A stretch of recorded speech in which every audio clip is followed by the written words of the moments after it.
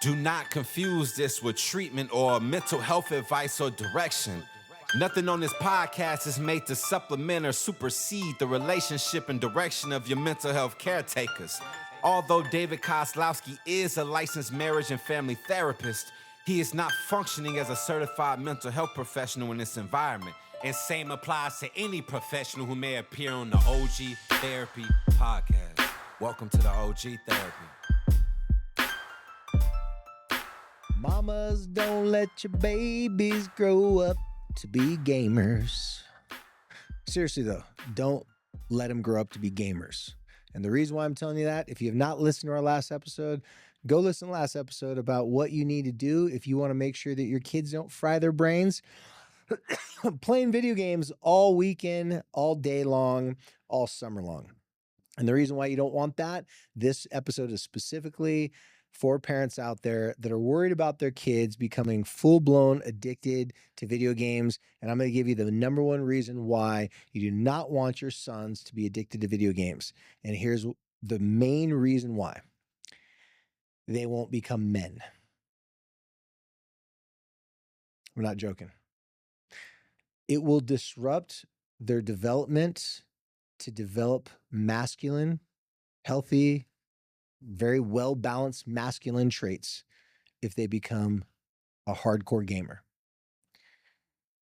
I don't know if you want to share this episode with your son. Just by the way I started off, you might want to clip this, or maybe if we make a reel of this one, share the reel with them. The reason why I decided to be so direct in what I'm telling you guys today is not because I'm trying to scare anyone, not because I'm trying to be like, oh, your kid's going to fry their brains. You guys already know. You're already scared if your kids are on video games all the time anyways. But the reason why I'm going to talk to you about why specifically video games will not allow your young boys to develop into the full capacity of them being a man is because it shortcuts certain things that boys have to go through, they have to experience. And it allows them to have experiences that they did not earn. So let me explain to you what I mean by why it's going to kill your son's masculinity or his ability to develop into a man is very simple.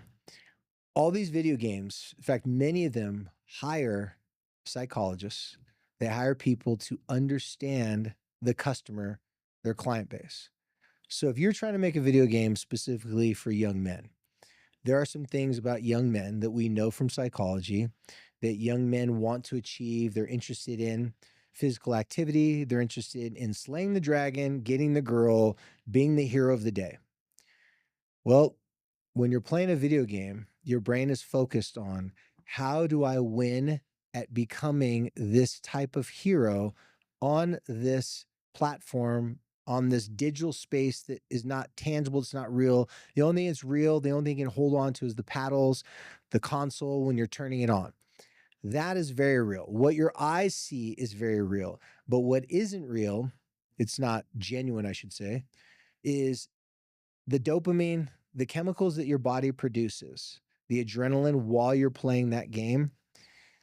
Even though those chemicals are real, your body thinks it's producing those chemicals because you're going to war and actually fighting people and killing people to protect your country, your family, your community, or you're killing monsters that are attacking you and your family community.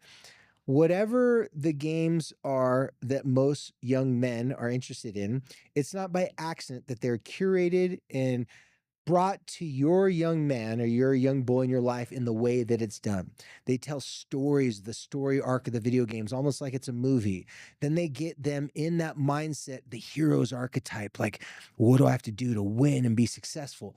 These are all things your son can only do outside of the house.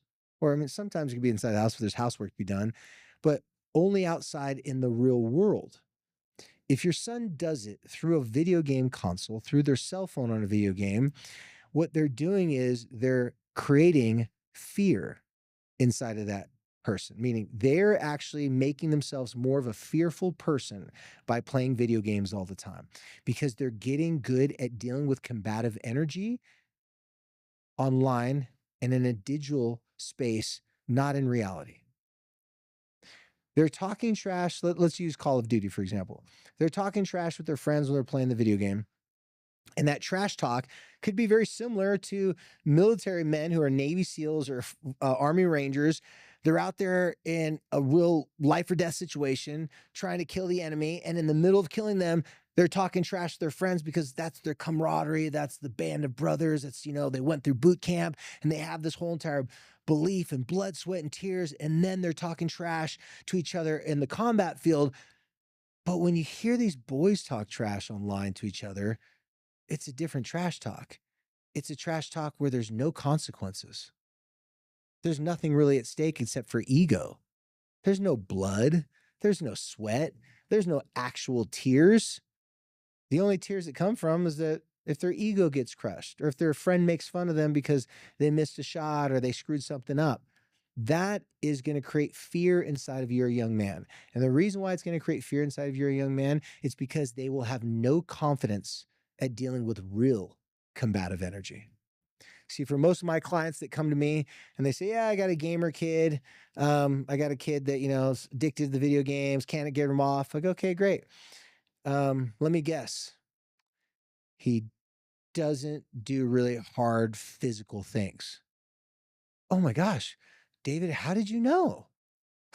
Lucky guess. Now, here's the difference between an athlete. I'll use an athlete example, a kid who's plays soccer, maybe tennis, maybe basketball, whatever it may be. The difference between an athlete that then goes home and plays video games versus a kid that gets home from school and plays video games is the athlete is using the video games as a relaxation, as something entertaining after a hard day of school and after a long day of practice, and they're exhausting. But because they're so tired, they can't stay up that late. Because they got to wake up for an early morning practice, they can't stay up that late. Well, I'm sure they've all tried. I'm sure they go, oh, we're going to play Fortnite till 2 a.m. and be at practice at 6. And after they do that a couple times, they find out the hard way that it doesn't work. So they have to stop doing it because it has consequences to it.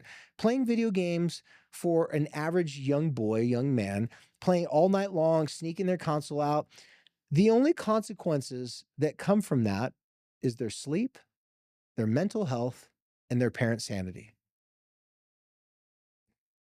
But those consequences aren't very direct to that young man at that moment. He doesn't have to feel the consequence of if he was playing video games all night long and he had to be at like an early morning basketball practice at 6 a.m., went to bed at 2:30, 3:30 in the morning, got 2 hours sleep, wakes up, goes to practice. That practice, he's hating himself. He's like, oh my gosh, what did I do this for? Maybe he misses shots. Maybe he gets benched. It has so many negative consequences that young man would have to face that it would be hard to go back and run it back and do the exact same thing that night. If you're doing it over and over late at night and you're not playing a sport in this scenario, then the consequence is you'll be tired if you have to wake up early. So you just sleep in and don't wake up early. Well, what if your parents get mad at you and nag at you?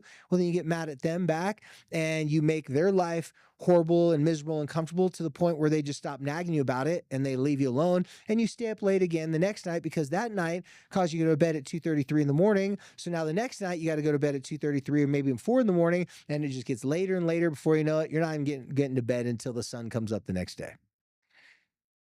Fear comes from not having experience. The more you're experienced at something, the less fearful you are.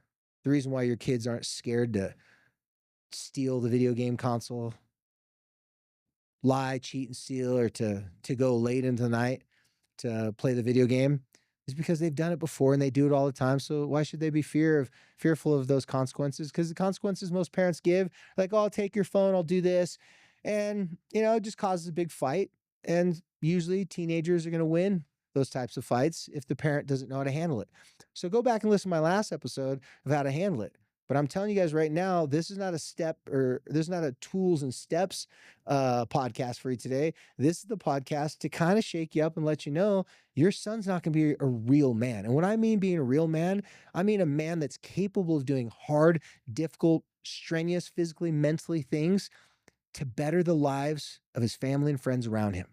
See, in my opinion, a real man is a man who can do really hard, dangerous things, and if necessary, could be aggressive, could be violent to save and protect his family members and loved ones. A real man doesn't go out and pick fights, doesn't go and start fights with people just to see, if he can get people to bend the knee to him and get people to give him power. A real man would prepare himself for those situations, hoping and praying he never needs it. So one of the biggest things I prescribe for my clients, and some of them take it, unfortunately, not many of them take it, but a lot of them do, is I prescribe to them things that are dangerous that teach you self-defense, specifically martial arts. And in the realm of martial arts, I'd consider in martial arts, it could be wrestling, it could be not just traditional martial arts. It could be something like wrestling, Greco-Roman wrestling, folk style wrestling, boxing, kickboxing, jujitsu is the one that I do and that my son does. And the reason why I want young men to do that is because it's very much like life. Just because you think you're going to be good at something does not mean you're good at it. Boys on video games can talk trash about them being better at a basketball game like 2K than their friends. But they're not out there on the basketball court practicing that skill, getting their body involved in it, just their brains involved in the digital version of it. So when they go out and play basketball on a real court, they're not going to be brave. They're not going to be courageous. And if you want to be brave and courageous, you need one very specific thing first. You need to be scared, fearful, and worried and intimidated about something or about a situation. And then face that situation, figure it out, read about it, work out, whatever you need to do. And then once you get more comfortable in that situation, then you can summons the courage and bravery.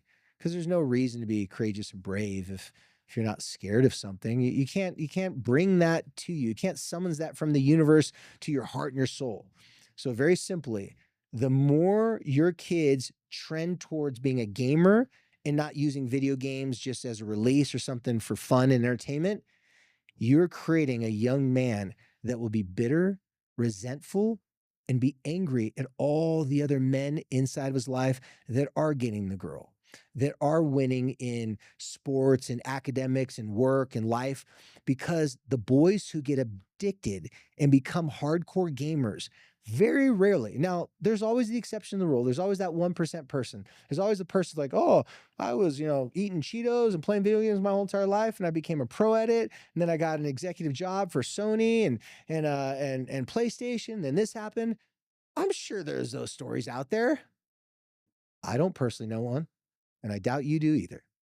If you want your son to be a real man when he grows up, a good man, a real good man, you've got to get him off the video games, because he can't be a real man if he's doing fake man stuff. Well, until next time, you guys, as always, follow us on all the OG therapy platforms and all the podcasts and all the social media. Also follow Shy Social Health Initiative. We also have Shy represented on TikTok. Go follow Evie Mahe, Mahe on TikTok. She is repping social health for us on TikTok. If you want to see some reels on TikTok, a lot of people are active on that. But if not, follow us on the other platforms and definitely keep on listening to podcasts. And until next time, be cool.